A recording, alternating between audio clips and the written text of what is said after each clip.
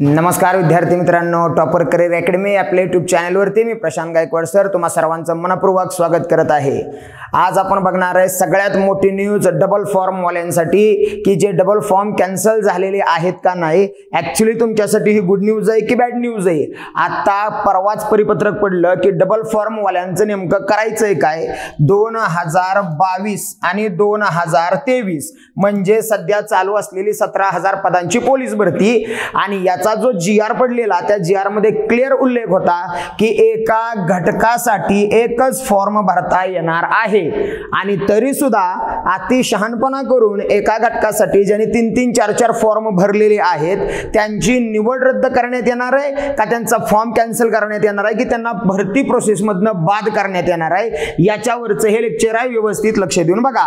आता 2022-23 च्या जीआर मध्ये स्पष्ट उल्लेख होता की एका घटकाला एकच फॉर्म भरा आणि दुसरा स्पष्ट उल्लेख होता की तुमच्या डॉक्युमेंट मध्ये कोणत्याही प्रकारची फेरफार करू नका, म्हणजे आडनावामध्ये बदल, वडिलांच्या नावामध्ये बदल, स्वतःच्या नावामध्ये बदल आणि आधार क्रमांकामध्ये बदल हे करू नका असा स्पष्ट उल्लेख असून सुद्धा बऱ्याच मुलांनी ते चेंजेस केले आणि एकापेक्षा जास्त आवेदन अर्ज सादर केले। मग आता त्या मुलांना एक खरंच भीती होती। का भीती होती तर मागच्या आठवड्यामध्ये एक न्यूज आली की 2000 जवळजवळ 897 मुलं जी 2019च्या पोलीस भरतीला म्हणजे जी 2021 मध्ये पोलीस भरती झाली होती, 19 मध्ये कोरोना आल्यामुळे 21 ला भरती झाली आणि त्या भरतीमध्ये जी काही मुलं सिलेक्ट होती त्या डबल फॉर्म वाल्या मुलांना उच्च न्यायालयानं त्यांची निवड रद्द केलेली आहे अशी एक न्यूज आली आणि त्यावेळी डबल फॉर्म वाली मुलं घाबरायला लागली की आता नेमकं आमचं काय होणार, आमचं भवितव्य काय। कारण 2019 ची 21 ला झाली, या 21 मध्ये सिलेक्ट झालेल्या पोरांना जर 2024 मध्ये काढत असतील तर मी 2022-23 ला एकापेक्षा जास्त घटकाला फॉर्म भरलेला आहे, मग माझं काय होणार। तर त्या मुलाचं काय होणार हे परवा किंवा कालचीच न्यूज आहे की आयोगानं डिक्लेअर करून सांगितलं की तुमचं नुकसान आम्ही करत नाही, पण 17/5/2024 च्या आतमध्ये तुम्ही हमी पत्र आपापल्या एसपी ऑफिसला जाऊन जमा करायचं आहे। आता या हमी पत्रामध्ये काय उल्लेख आहे तर मी एकापेक्षा जास्त फॉर्म भरलेले आहेत आणि ज्या जिल्ह्याचा माझा फॉर्म ठेवायचा आहे त्या जिल्ह्याचा माझा ऍप्लिकेशन ID हा ग्राह्य धरावा आणि बाकीचे सगळे कॅन्सल करावेत। म्हणजे जिथं टांगती तलवार होती तिथं कमीत कमी या भरती प्रोसेस मधनं बाद तरी होणार नाही अशी प्रोसेस आता निर्माण झाली। म्हणजे तुम्ही भरती तर देऊ शकता, आता तुम्ही भरतीतनं बाद होणार नाही। त्याच्यामुळे जे टांगती तलवार होती, जे होप्स तुटलेले ते आता पुन्हा एकदा जाग्यावर आलं आणि त्याच्यामुळं एकच फॉर्म राहिला। कॉम्पिटिशन मध्ये बऱ्यापैकी डिफरन्स राहील। अगोदरचं होणार कॉम्पिटिशन आणि आताचं होणार कॉम्पिटिशन याच्यामध्ये खूप जास्त बदल होईल।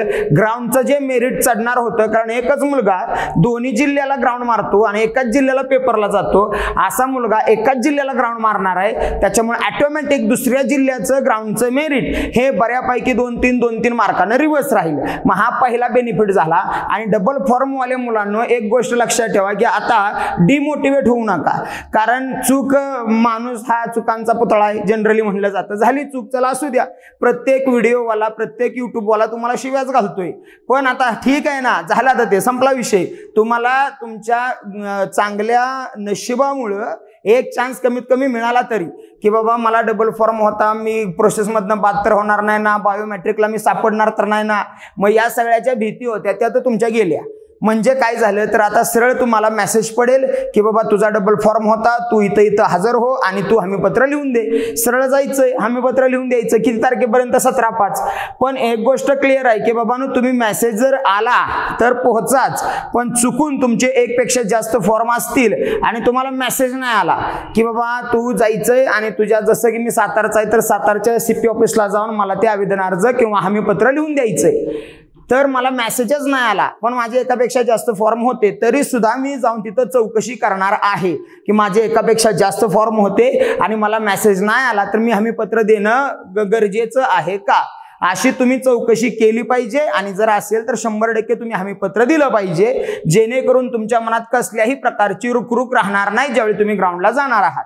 म्हणजे पहिला मुद्दा तुमचा क्लिअर झाला की डबल फॉर्मवाला मुलगा आता टेन्शन मधनं बाहेर आलेला आहे. आता थोडंसं हमीपत्र जोपर्यंत पोचत नाही तोपर्यंत डोक्याला तुमच्या किरकिरा असणार आहे, पण एक दिवस तुमचा जाणार, एक दिवस जावा ते क्लोज करून या मॅटर संपला विषय.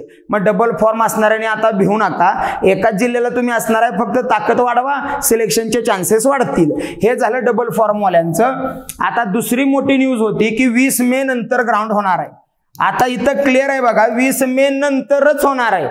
आता 20 मेच्या अगोदर का नाही, तर शेवटचा टप्पा आता 18व्या लोकसभेसाठीच्या इलेक्शनचा 20 मेला आहे. मग त्याच्या आधी तर काय भरती होणार नाही, म्हणजे 20 मे नंतरच. पण कुठल्याही न्यूजपेपरनं म्हणा किंवा कुठलेही तुमच्या घटकातील किंवा तुमच्या पोलीस डिपार्टमेंटनं कुठलीही डायरेक्ट ऑफिशियल न्यूज दिलेली नाही की 20 मे नंतर म्हणजे किती तारखेला ग्राउंड होणार आहे आणि ग्राउंड चालू होणार आहे तर ते कधी होणार आहे. फक्त या दोन्ही तारखांमधला एक डिफरन्स लक्षात ठेवा. 17/5 तुम्हाला हमीपत्र मागवलेलं आहे. 17/5 म्हणतोय म्हणजे 17 मे पर्यंत तुमच्याकडनं हमीपत्र घेतलंय आणि पुढे गेल्यावर 20 मेला इलेक्शन क्लोज होतंय. पण लगेच 21 मेला ग्राउंड चालू होईल का? शाश्वती खूप जास्त कमी आहे. पण मी तुम्हाला 1,00,000 वेळा सांगितलंय की आता फिक्स माहिती कुणाकडेच नाही. कुणाकडेच म्हणजे कुणाकडेच नाही, ती डिपार्टमेंट ज्यावेळी डिक्लेअर करेल त्यावेळी सगळ्यांकडे पोहोचेल. पण ग्राउंडला माझ्या म्हणण्यानुसार किंवा प्रत्येकाच्या जो मुलगा एक्सपिरियन्स वाला त्याच्या आयडियानुसार 4 जूनच्या आतमध्ये ग्राउंड व्हायला चान्सेस नाहीत. त्याच्यामुळं रिझल्ट झाला की मात्र तुम्ही तयार असला पाहिजे. मी अगदी म्हणेन की 1 जूनलाच तुम्ही ग्राउंडला तयार असला पाहिजे, जेणेकरून कॉन्फिडन्स बिल्ड राहतो. मग 1 जूनचं 4 जूनला येऊ दे नाहीतर 15 जूनला येऊ दे, मी ऑलरेडी रेडीमेड तयार आहे, मग ग्राउंडला समोर जायला तयार आहे. त्याच्यामुळं ग्राउंडचे डोक्यातनं तारखा टेन्शनवाल्या काढून टाका. जे युट्यूबवाले तुमचा माइंड डायव्हर्ट करण्याचा प्रयत्न करतायत, ते भीती दाखवतायत, त्या गोष्टीकडे अजिबात लक्ष देऊ नका. म्हणजे ग्राउंड आज ना उद्या द्यायचंच. मग किती तारखेला मी तयार राहू, तर मी 1 तारखेला तयार राहणार. काय फरक पडतोय तुला? मी मागच्या पण व्हिडिओमध्ये सांगितलंय की तहान लागल्यावर विहीर खोदत बसण्यापेक्षा ऑलरेडी तयार ठेव. ज्यावेळी पाऊस पडेल त्यावेळी पाणी साठेल त्याच्यात आणि त्याचाच फायदा तुला होणार आहे. म्हणजे 1 तारखेला तो ग्राउंडला 100% तयार असलाच पाहिजेच. ही झाली दुसरी न्यूज की पहिलं डबल फॉर्मवाल्यांचं काय झालंय, दुसरं ग्राउंडची तारीख काय आहे. आता तिसरी न्यूज आहे की MSF मधलं सिलेक्शन. MSF ची लिस्ट आता पडेल किंवा पडली पण ठराविक जिल्ह्यांची की MSF मध्ये जवळजवळ 5-6 हजारांचा आकडा तेवढ्या मुलांना बोलवण्यात आलेला आहे. जर तुझी ग्राउंडची परिपूर्ण तयारी झाली आहे, जर तुझी रिटर्नची चांगली तयारी झाली आहे, तर इकडच्या नादाला अजिबात लागू नको. जर तू सिलेक्शनच्या यादीमध्ये असणार तर तू वेटिंगला आहेस, म्हणजे तू येडागबाळा तर नाहीच, तू खूप जास्त घासलीस. आणि मग 1 आणि 2 महिन्याच्या तोंडावर आलेल्या भरतीसाठी तू MSF कडे जाऊ नको, असं माझं स्पष्ट मत आहे. आणि जर तू चुकून म्हणजे चुकूनच लिस्टला नाव आले, 5-6 मार्काचा गॅप आहे मेरिटला, आणि मग आता मला काय माझी तयारी पण नव्हती, एज बारच्या लास्ट स्टेजला होतो आणि मग तयारी नाही केली, मी सोडून दिलेलं, आणि मग MSFचा कॉल आलाय, मग जा बिंदास, काय फरक पडत नाही. कंपनीत काम करण्यापेक्षा इकडे काम केलेलं कधीही चांगलं आहे. मग MSF मध्ये कुणी जावं तर अशा मुलांनी जावं, आणि जे सिलेक्शनच्या पात्रतेचे आहेत त्या मुलांनी आता 100% आपला फोकस ग्राउंड आणि अभ्यास या 2च गोष्टीवर करावा. म्हणजे MSF जॉईन करायचंय का नाही करायचं हा परस्पर मुलाचा प्रश्न. पण माझं ओपिनियन काय राहील, जर वेटिंगला 1 आणि 2 मार्कानं आहेस तर तू 100% तयारीचाच पोरगा आहेस आणि तुझं काम होणारच आहे. पण उगीच नको त्या नादाला लागून किंवा मित्र चाललाय मग मी पण जातो की काय ना काय हातात राहील, ट्रेनिंग करून येतो की, त्याच्यात टाइम जास्त जाईल. आणि दुसरा पोरगा जो रेग्युलर अभ्यास रेग्युलर ग्राउंड करतोय तो पोरगा तुला फायनलला पोलीस भरतीमध्ये ऐकणार नाही, कारण तू गॅप घेतलायस आणि हा कंटिन्यू करतोय. हा गॅप आणि कंटिन्यू मध्ये खूप जास्त तफावत आहे. म्हणून जे रुटीन चाललंय ते रुटीन कंटिन्यू चालू राहू दे. सिलेक्शन कॉन्फिडन्स आतमधनं आवाज येतच असतो की मी या भरतीला होणारच आहे, तो आवाज स्वतःचा ओळखून घे आणि त्याच्यानंतर मग निवड कर, जायचंय की नाही जायचंय. मग डबल फॉर्मवाल्याने टेन्शन घेऊ नका. तुम्हाला सरकारने चान्स दिलाय, सरकारनं म्हणा किंवा पोलीस डिपार्टमेंटनं म्हणा, तुमची जी चूक झालेली सुरुवातीलाच पोलीस डिपार्टमेंट आधीच बदनाम आहे, त्यात तुम्ही जॉईंट होताना झोलझाल करून जॉईंट होताय. जॉईंट म्हणजे फॉर्म भरताना झोलझालमध्ये फॉर्म भरताय तुम्ही. कुठं आधार क्रमांक बोंबलाय, कुठं नावात राव केलंय, कुठं आईला बाई केलंय, म्हणजे आनंदी बाई पुढे जोडले. मग ह्या असल्या उद्योग केले तर ना ते सुरुवातच बोंबाबोंबनं केलेली आहे तुम्ही. चूक सुधारायची संधी मिळाली आहे, जास्त लोड घेऊ नका. आणि एक गोष्ट मात्र कायम लक्षात ठेवा, हा चान्स, ही भरती ही सगळ्यात मोठी भरती आणि शेवटचा चान्स आहे. याच्यानंतर जुन्या पोरांनो खरं सांगतोय, अक्षरशः एज बार जे झालेली पोरं रडत्यात म्हणजे खरंच आहे बरं का ते. एखादा मुलगा जर 7-7, 8-8 वर्ष भरती करतोय आणि दुर्दैवानं मागच्या वर्षीच्या भरतीमध्ये वेटिंगला राहिलाय आणि या भरतीला एज बार जे झाले त्या पोराचं, तर त्या पोराला एक चान्स मिळणं हे स्वाभाविक आहे. त्याला दिला पाहिजे चान्स. कारण अरे 8 वर्ष घालवलेत त्यानं आणि 8 वर्ष का बरं गेली, काय महानगा येतं ती म्हणतात 8 वर्ष हे काय झोपला का, त्यानं 8 वर्ष काय केलं. अरे बाबा त्याला घर पण सांभाळायचं होतं, त्याला रोजगारानं काम पण करायचं होतं, त्याला आईचा दवाखाना पण करायचं होतं आणि त्याला भरती पण करायची होती. त्याचं फोकस नाही झालं भरतीवर, त्याच्यामुळे त्याचा टाइम गेला आणि मग तो टाइम जात जात तो पोचला ना, वेटिंग पर्यंत पोचलाय. मग आता नेक्स्ट चान्स मिळाला तर त्याचं नशीब, आयुष्य बदलेल बाबा त्याचं. आणि एखाद्या पोराचं आयुष्य काय असतं हे तुम्हाला लय चांगलं माहिती आहे. हे भरती क्षेत्र MPSC नाही की आर्थिक बाजू सक्षम असणारी पोरं 90% या क्षेत्रात असतात. ह्याच्यात 90% पोरं आर्थिक बाजू असक्षम असणारीच असतात आणि 10% पोरांचा आर्थिक म्हणजे फायनान्शियल सपोर्ट त्यांना चांगला मिळतो. त्या पोराला काही टेन्शन नाही. पण जी माझं पोरग आहे ते दगड फोडून काम करून फी घेऊन आले आणि मग अशा पोराला एक चान्स नाही देणार तर मग देणार कुणाला तुम्ही चान्स.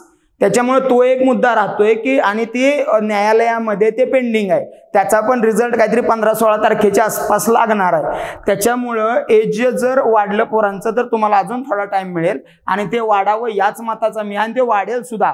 पॉझिटिव्ह राहा पोरांनो. जी एज लिमिट क्रॉस करून गेलेले आहेत, 1 वर्षाचा गॅप आहे, त्या पोरांनी पॉझिटिव्ह राहा, ग्राउंड करा. जर दैव साथमध्ये असेल, नशीब चांगला असेल, सरकारनं पॉझिटिव्ह डिसिजन घेतला, न्यायालयानं सांगितलं की द्या बाबा चान्स, तर 100% मिळेल आणि तो मिळालाच हवा. त्याच्यामुळं फक्त असं नको की चान्स मिळाला आणि तुम्ही तयार नव्हता, असं व्हायला नको. तुम्ही तयार होता, चान्स मिळाला, तुम्ही त्या संधीचं सोनं केलं आणि आयुष्याचं तुमच्या खरंच सार्थक झालं, तुमच्या त्या कष्टाला न्याय मिळाला. त्याच्यामुळं मेन मुद्दा डबल फॉर्मचा लोड घेऊ नका. लिस्टला नाव आलं जावा, तुम्हाला मेसेज पडला जावा आणि तुम्ही ते हमीपत्र लिहून द्या. दुसरी गोष्ट, MSFला जॉईंट व्हायचंय नाही व्हायचंय परस्पर तुमचा निर्णय. पण मी सांगेल सिलेक्ट होणारा जर पोरगा असेल 1-2 मार्काच्या वेटिंगवाला, अजिबात MSF कडे फिरकू नको. आणि तिसरा मुद्दा 20 मे नंतर म्हणजे कधी, औपचारिक माहिती कुणाकडेही नाही. पण मी सांगेल की 1 जूनला तू तयार राहा. 1 जूनला तू तयारच पाहिजे. तुला 1 जूनला ग्राउंड द्यायचंय, तुझ्या आयुष्याच्या भाकरीसाठी तुला कष्ट करायचंच. आजपासून रिलॅक्स बसू नको. काही जणांच्या कमेंट येते दिवाळीनंतर ग्राउंड होणार आहे, काही जणांच्या कमेंट येते पावसामुळे ग्राउंडच होणार नाही, काही जण म्हणते ती या पुढच्या वर्षी ग्राउंड होणार आहे. त्या भंगारांच्या नादी लागू नको. तुला 1 जूनला तयार राहायचंय, कारण 1 जूनला पण तुला द्यायचंच आहे आणि दिवाळीमध्ये पण द्यायचंच आहे. कधी बी येऊ दे, मी म्हणेल कधीही येऊ दे. तहान लागल्यावर विहीर खोदत बसू नको, तयार राहा. आणि मागच्या व्हिडिओपासून मी सांगतोय, 3ऱ्या-4थ्या व्हिडिओपासून की तू तयार राहा.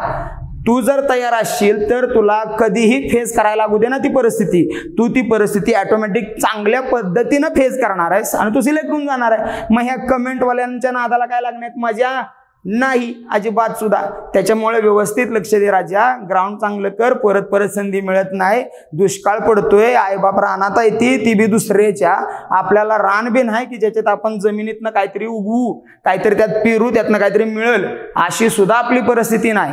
कारण आपल्याला पाणीच नाही. आपल्या इकडं मान घाटावमध्ये तर कुसळच उगवते ती नुसती.